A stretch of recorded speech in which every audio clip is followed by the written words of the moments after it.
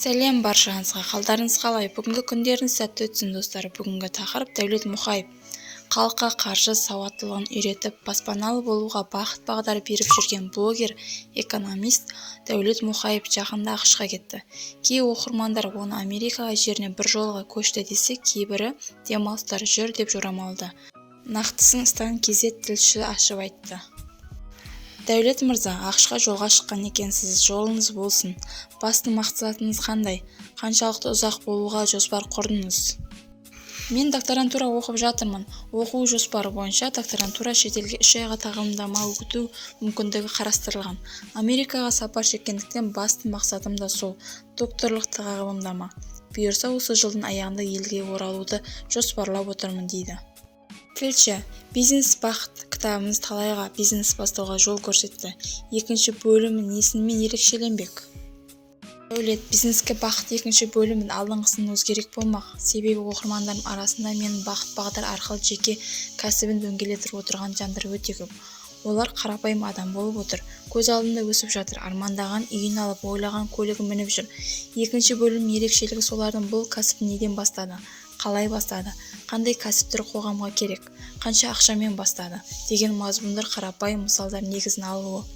Мәселен, бар жоғы бір кәсіпкер 250 мың теңгеге торт пісіріп кондитерлік кәсібін тауып отырса, қызылордалық Гүлшат есімді оқырмандарым өзінің морс кәсібін небәрі 50 мың теңгеге бюджетпен бастаған.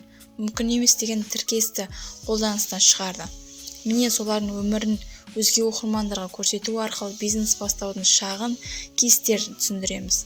Тауарлардың 500 мың теңгеге дейін бастауға болатын бизнестер, 3 миллионға дейінгі, 5 миллионға дейінгі сияқты шағын бөлімдер болады. Олар қоса өзінің айналысып жүрген кәсібімде де саламын. Тілші, соңғы жылдар танымал тұлғалар кітап жазу трендке айналып келеді. Әрине, қазақша кітаптардың саны өскенімен қуанамыз. Кітап жазу оңай болып кетті ме, әлде авторлар кітап сатудың кәсіпке айналдырып жатыр ма? Танымал адамдар бред имидж үшін жазатын шығар, бірақ кітап сату оңай емес. Өйткені халықтың білімге бастау қиын жұмыс. Өзін тұрақты оқырмандары, олардың кейде армия деп жатамыз. Болмаса, басып шығарып, оны сату жеңіл іс емес. Бәрі сенің халыққа ұсынатын құндылығына байланысты. Әрине, жақсы идеялар мен пайдалы дүниелер жазар. Ол маркетинг ауыздан ауызға тарап, түбінде саған пайда әкелу керек. Жазушылар одағының мүшелері аға буындар, қазақша кітап саны көбейсе де ішіндегі сапалысы аз деп, сөздік қоры төмен, кітапқа жастарды улап жүрміз деп наразылық танытуда. Жалпы танымал блогер, әнші, тележүргізуші, сарапшылардың кітаптарын сатып оқи аласыз ба? Өз өмірін ананда мұнанда жазып, өсек сияқты қиял әңгімелерін қосып жүрген жерлер жайында далбасаланған дүниелер көп жағдайда оқылмайды. Халық ақымақ емес қой, халықты алдау мүмкін емес. Әнші, тележүргізуші, блогерінің кітаптарын оқымаймын. Қазір ойласам ешқайсысы есіме түспей отыр. Тілші, Қазақстанда қаржы сауаттылығы мен баспаналы болу жолдарын үйретіп жүрген бірден-бір сарапшысыз. Өзіңіз балаларыңызға қаржы сауаттылығы қанша жасынан бастап үйретудесіз? Дәулет, балалардың қаржы сауаттылығын тәрбиелеудің 4-5 жастан бастау керек. Қазіргі балалардың барлық ақша не екенін біледі. Тіпті жасқа толмай тай-тайлап жүрген сәбидің өзі тұсау кескенде алдында бірінші ақшаны таңдайды. Сол кезден бастап ақшаны көрсете білу керек. Сөйлей бастаған кезде дүкенге апарып, ненің қымбат, ненің арзан екенін санасына құя беру қажет. Ақшаның құндылығын түсіндіре берген дұрыс. Баланың жасы өскен сайын әртүрлі нәрсеген айтылу керек. Мен балалардың қаржылық сауаттылығын 3-4 жастан бастадым. Сол жастан бері қайсысы үлкен, қайсысы кіші екенін түсіндірдім. Алдыңғысы қазір 6-да, екінші ұлым 4-те. Тілші, бұрынғы ата-әжеміздің тәрбиесімен, қағидасымен балаларды тәрбиелеу мүмкін бе? Әлде расында қызға 40 үйдің тыйым салып, ұлды қатал тәрбиелеу ескіліктің еншісінде қалу керек пе? Дәулет, қалай дегенмен де бұрынғы тәрбиені көріп өскендердің бірі шығармын. Заманауи бала тәрбиесіне еркіндік беру керек.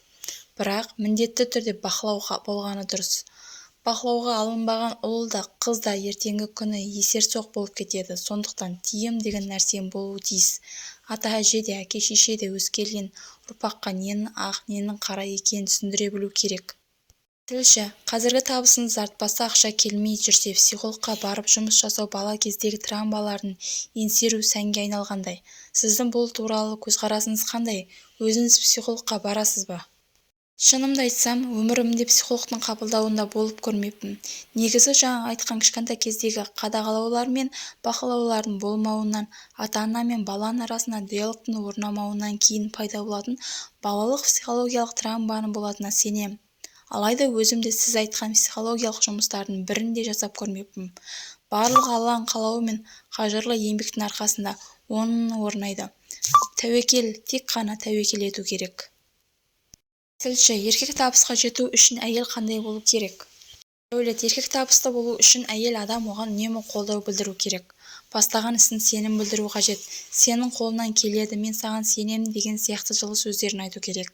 Еркектердің жұмысын бастайтын кезде әйел артқа тартып тұрса, онда жұмыс алға қарай жүрмейді. Әр мықты еркектің артында бір ақылды әйел тұрады деген жақсы сөз бар. Әйел адам оның орны ана орны ана, қарындас орны қарындас, әпке орны әпке болу қажет. Еркек сонда ғана табысты азаматқа айналады. Әйел табысты болған сайын еркектің ақша табу энергиясы төмендейді деген сөзге келісесіз бе? Бұл тұрғыдан сіздің айтар қандай ойыңыз, пікіріңіз бар? Дәулет, менің ойымша отбасылық өмірде ер адамның табысы әйел адамнан жоғары болуы тиіс. Әйел адам ол нәзіктіктің нышаны. Әйел адам ері жұмыстан келгенде тамағын әзірлеп, жылы шырай танытып, төсегін салып, киімін дайындап қою. Бұл біздің отбасылық жазылмаған қағидамыз. Тілші, сұхбатыңызға рахмет, отбасыңызбен бақытты болыңыз. Достар, соңына дейін тыңдағандарыңызға көп рахмет. Лайк басып, комментария жазып, каналға қолдау көрсетіп, каналға тіркеліп қойыңыздар.